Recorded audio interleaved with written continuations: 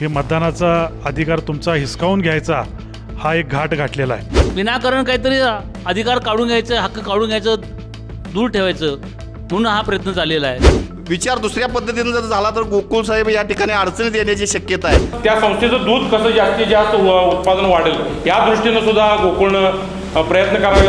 मी chairman साहेब आणि संचालक मंडळानं या निमित्तानं विचारणा करतोय, तुम्ही आमच्यासाठी काय करणार आहे की नाही.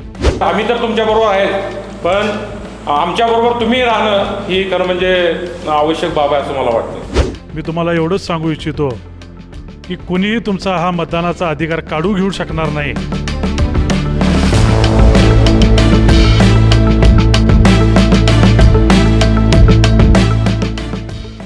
अनेक वर्षांपासून नियमितपणे गोकुळात दूध पुरवठा करत दुर्गम आणि डोंगराळ भागात कार्यरत असतानाही काही संस्थांनी सातत्यानं दूध संकलन करून गोकुळच्या वाढीत मोलाचं योगदान दिलं आहे.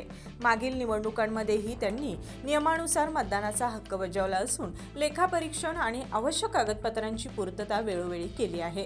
मात्र सहाय्यक निबंधक सहकारी संस्था दुग्ध कार्यालयामार्फत 1108 संस्थांना अवसायन नोटीस आणि मध्यंतरी आदेश देण्यात आले आहेत. प्रत्यक्षात संस्था नियमितपणे कार्यरत असताना त्यांचा अवसायन यादीत समावेश करण्यात आला.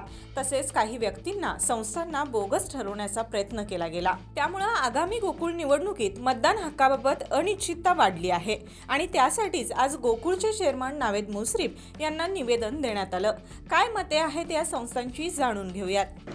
आमची संस्थेची स्थापना 74ची आहे आणि रेग्युलर आमचं दूध पण चालू आहे. आमचं ऑडिट मेमो रेग्युलर आहे. निवडणूक आमची झाली आहे. मागच्या वर्षी आम्ही मतदान पण केलं. असं असताना अशा बऱ्याचशा संस्थांच्यावर अन्यायकारक असा हा अवसायनाच्या नोटिसा निघालेल्या आहेत. म्हणून आज आपण या ठिकाणी जमलो आहे.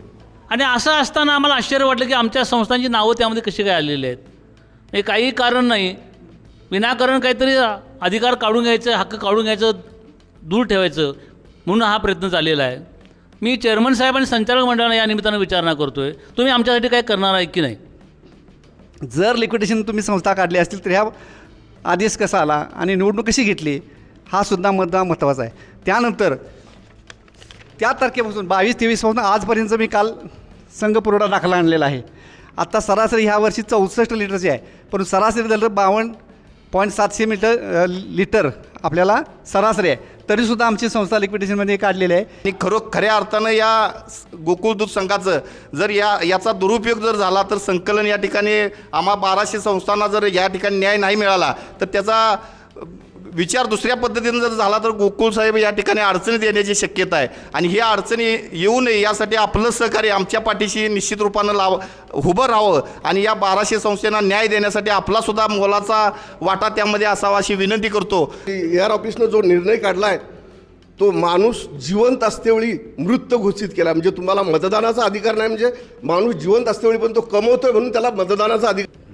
वास्तविक ज्यावेळी हा आदेश आला 2023ला त्यावेळी साहेब लंपीचं प्रभाव पूर्णपणे झाला होता. त्यामुळे शेतकरी होरपळला. त्याच्या अगोदर कोरोना आला, त्यामध्ये आपलं मनुष्यहानी खूप झाली आणि शेतकऱ्याकडे एकमेव साधन हे असं आहे की दूध व्यवसाय.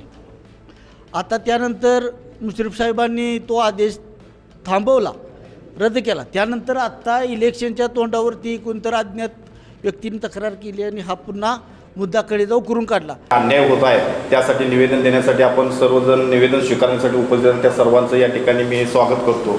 या बऱ्याच आमच्या सहकार्याने या ठिकाणी आपलं मनोगत व्यक्त केलं. या ठिकाणी आपल्या गोकुळ दूध संघाचं नाव महाराष्ट्रभर आहे. 20 लाख लिटर संकलन या ठिकाणी करण्याचा मनोदय आपण सर्व संचालकांनी या ठिकाणी केला. त्याला तर मला अशी विनंती करायची, एखाद्या संस्थेचं जरी दूध कमी असलं तर त्याला वाढवायसाठी आपण सगळ्यांनी मिळून त्याच्या भोवती प्रयत्न करूया. म्हणजे काय, त्या संस्थेला या सगळ्या प्रक्रियेतनं बाहेर काढलं म्हणजे प्रश्न मिटत नाही. ती संस्था, त्या संस्थेचं दूध कसं जास्तीत जास्त उत्पादन वाढेल या दृष्टीनं सुद्धा गोकुळनं प्रयत्न करावे. आम्ही तर तुमच्याबरोबर आहेत, पण आमच्याबरोबर तुम्ही राहणं ही खरं म्हणजे आवश्यक बाब आहे असं मला वाटतं. हे मतदानाचा अधिकार तुमचा हिसकावून घ्यायचा हा एक घाट गाठलेला आहे. मी तुम्हाला एवढंच सांगू इच्छितो की कुणीही तुमचा हा मतदानाचा अधिकार काढू घेऊ शकणार नाही. हा विश्वास तुम्हाला मी आजच्या या बैठकीच्या दरम्यान देतो. त्यासाठी लागेल ती मदत करण्यासाठी आम्ही सर्व संचालक मंडळ तुमच्या पाठीमागं आम्ही हिमालयासारखं उभं राहू. कोल्हापूर जिल्हा दूध उत्पादक संघ गोकुळ ही आपली जिल्ह्याची मातृसंस्था आहे आणि आज एक उच्च शिखरावर ही संस्था या ठिकाणी जाऊन पोचलेली आहे. यामध्ये तुमच्या सगळ्यांचा वाटा सिंहाचा आहे आणि आम्ही जरी विश्वस्त असलो तर या दूध संस्थेचे खरे मालक हे तुम्ही बसलेले मंडळी आहात. त्यामुळं ही दूध संस्था टिकली पाहिजे, वाढली पाहिजे म्हणून आपण जे या ठिकाणी प्रयत्न करत आहात, या तुम्हाला जे लागेल या मतदानासाठी पात्र होण्यासाठी जे तुम्हाला मदत लागेल ते करण्यासाठी आम्ही सर्व संचालक मंडळ तुमच्या पाठीमागे ठामपणे उभं राहू हा विश्वास तुम्हाला देतो. निवेदन स्वीकारताना यावेळी गोकुळचे चेअरमन नावेद मुश्रीफ, संचालक अजित नरके, विश्वास पाटील, मुरलीधर जाधव, अमर पाटील, अमरीश गाडगे, युवराज पाटील, अभिजित तायशेट्टे, नंदकुमार ढेंगे, बाबासाहेब चौगले आदी उपस्थित होते.